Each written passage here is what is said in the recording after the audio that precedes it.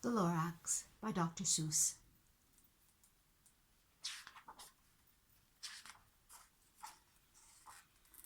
At the far end of town, where the grickle grass grows, and the wind smells slow and sour when it blows, and no birds ever sing excepting old crows, is the street of the lifted Lorax.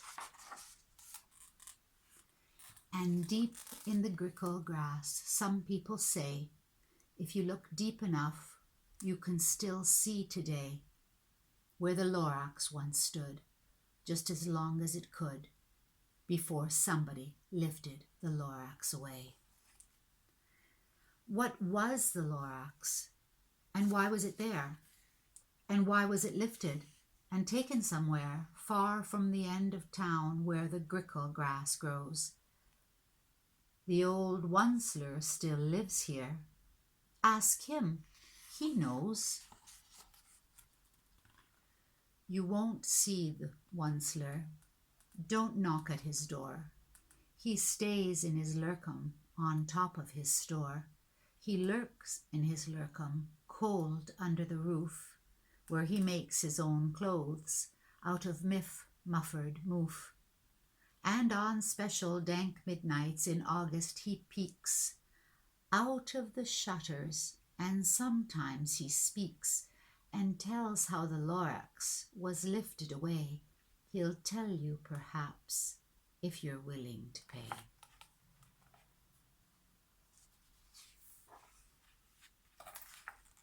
On the end of a rope he lets down a tin pail, and you have to toss in 15 cents and a nail, and the shell of a great-great-great-grandfather's snail.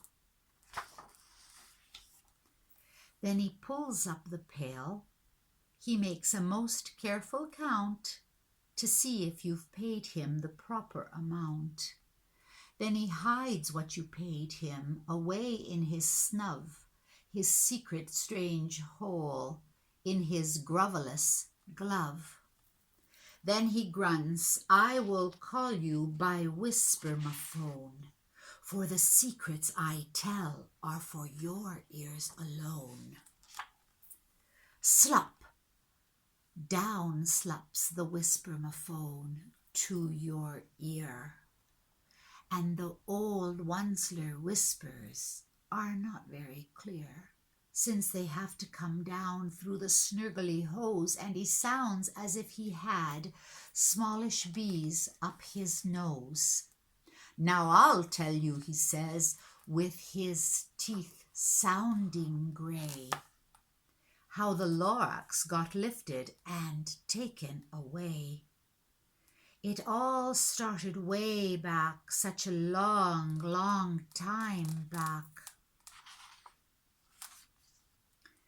Way back in the days when the grass was still green and the pond was still wet and the clouds were still clean and the song of the swammy swans rang out in space, one morning I came to this glorious place, and the first thing I saw was the trees, the Truffula Trees, the bright-colored tufts of the Truffula Trees, mile after mile in the fresh morning breeze.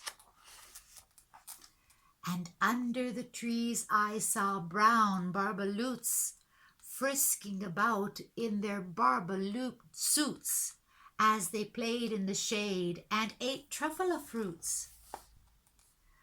From the rippleless pond came the comfortable sound of the humming fish humming while splashing around.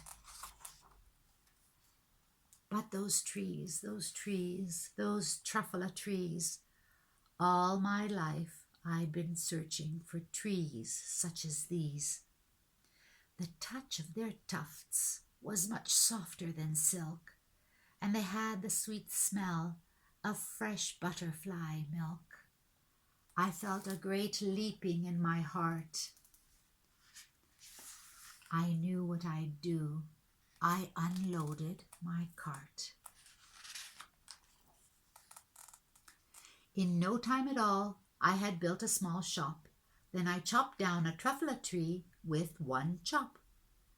And with great skillful skill, and with great speedy speed, I took the soft tuft, and I knitted a thneed.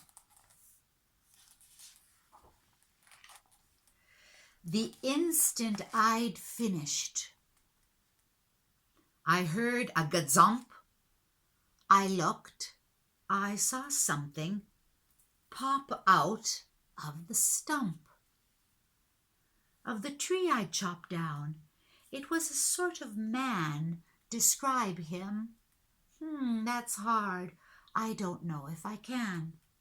He was shortish and oldish and brownish and mossy, and he spoke with a voice that was sharpish and bossy. "Mister," he said, with a sawdusty sneeze, "I am the Lorax. I speak for the trees. I speak for the trees have no tongues, and I'm asking you, sir, at the top of my lungs." He was very upset as he shouted and puffed. "What's that thing you've made out of my truffula tuft?" "Look, Lorax," I said, "there is no cause for alarm. I chopped just one tree. I'm doing no harm. I'm being quite useful. This thing is a thneed. A thneed's a fine something that all people need. It's a shirt, it's a sock, it's a glove, it's a hat. But it has other uses. Yes, far beyond that. You can use it for carpets, for pillows, for sheets, or for curtains, or covers for bicycle seats." The Lorax said, "Sir, you are crazy with greed. There is no one on earth who would buy that fool thneed."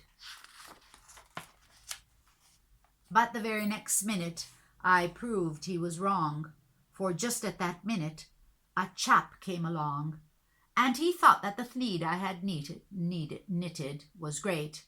He happily bought it for $3.98. I looked at the Lorax. "You stupid poor guy. You never can tell what some people will buy."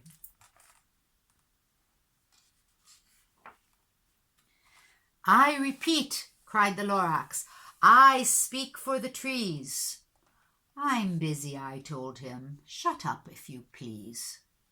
I rushed across the room, and in no time at all built a radio phone. I put in a quick call. I called all my brothers and uncles and aunts, and I said, "Listen here.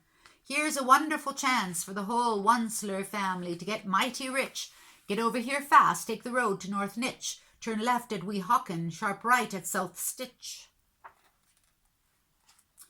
And in no time at all, in the factory I built, the whole Onceler family was working full tilt. We were all knitting thneeds, just as busy as bees, to the sound of the chopping of truffula trees. Then, oh baby, oh, my business did grow. Now chopping one tree at a time was too slow. So I quickly invented my super axe hacker, which whacked off 4 truffula trees at one smacker. We were making thneeds 4 times as fast as before, and that Lorax, he didn't show up anymore. But the next week, he knocked on my new office door. He snapped, "I'm the Lorax who speaks for the trees, which you seem to be chopping as fast as you please, but I'm also in charge of the brown barbaloots who played in the shade in their barbaloot suits and happily lived eating truffula fruits. Now, thanks to your hacking my trees to the ground, there's not enough truffula fruit to go around, and my poor barbaloots are all getting the crummies because they have gas and no food in their tummies. They loved living here, but I can't let them stay. They'll have no food, and I hope that they may. Good luck, boys, he cried, and he sent them away. I, the Onceler, felt sad as I watched them all go, but business is business, and business must grow, regardless of crummies in tummies, you know. I meant no harm. I most truly did not. But I had to grow bigger, so bigger I got. I biggered my factory. I biggered my roads. I biggered my wagons. I biggered the loads of the needs I shipped out. I was shipping them forth to the south, to the east, to the west, to the north. I went right on biggering, selling more needs, and I biggered my money, which everyone needs. Then again he came back. I was fixing some pipes, when that old nuisance Lorax came back with more gripes. I am the Lorax, he coughed and he whiffed. He sneezed and he snuffled, he snargled, he sniffed. Onceler, he cried with a cruffulous croak. Onceler, you're making such smogulous smoke.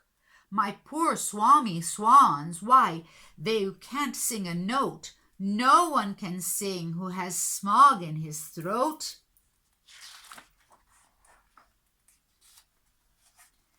And so, said the Lorax, please pardon my cough.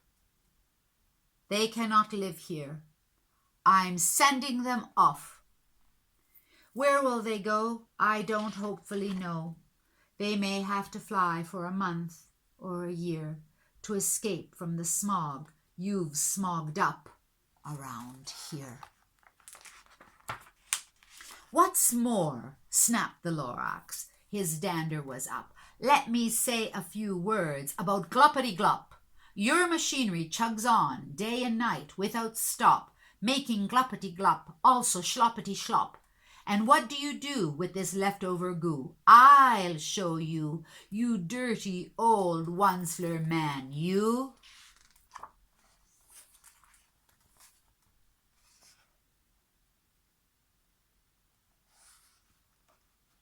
You're glumping the pond where the humming fish hummed.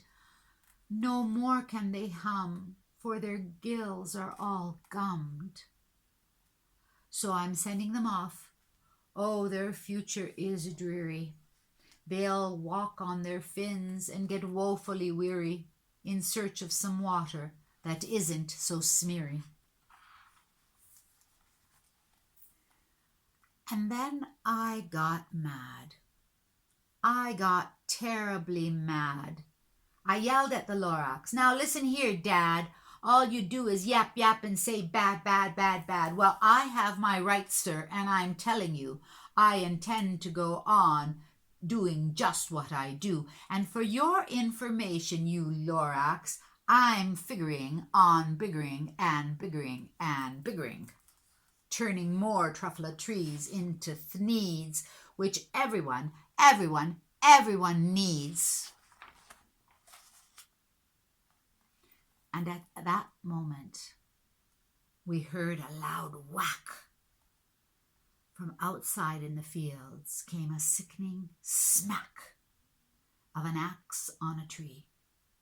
Then we heard the tree fall, the very last Truffula tree of them all. No more trees. No more needs. No more work to be done. So in no time, my uncles and aunts, everyone, all waved me goodbye. They jumped into my cars and drove away under the smoke-smuggered stars. Now all that was left neath the bad-smelling sky was my big empty factory, the Lorax, and I.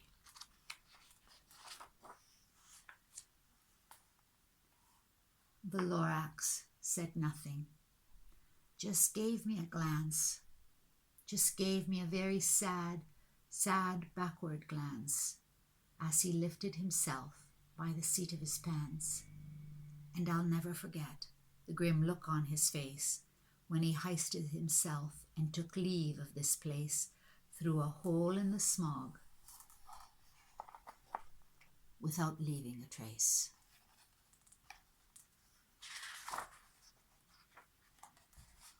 And all that the Lorax left here in this mess was a small pile of rocks with one word: unless.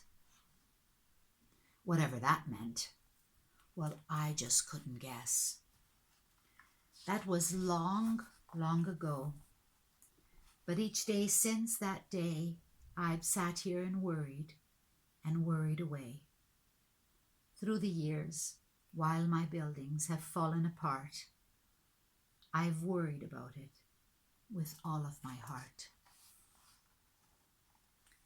But now, says the Onceler, now that you're here, the word of the Lorax seems perfectly clear, unless someone like you cares a whole awful lot, nothing is going to get better. It's not.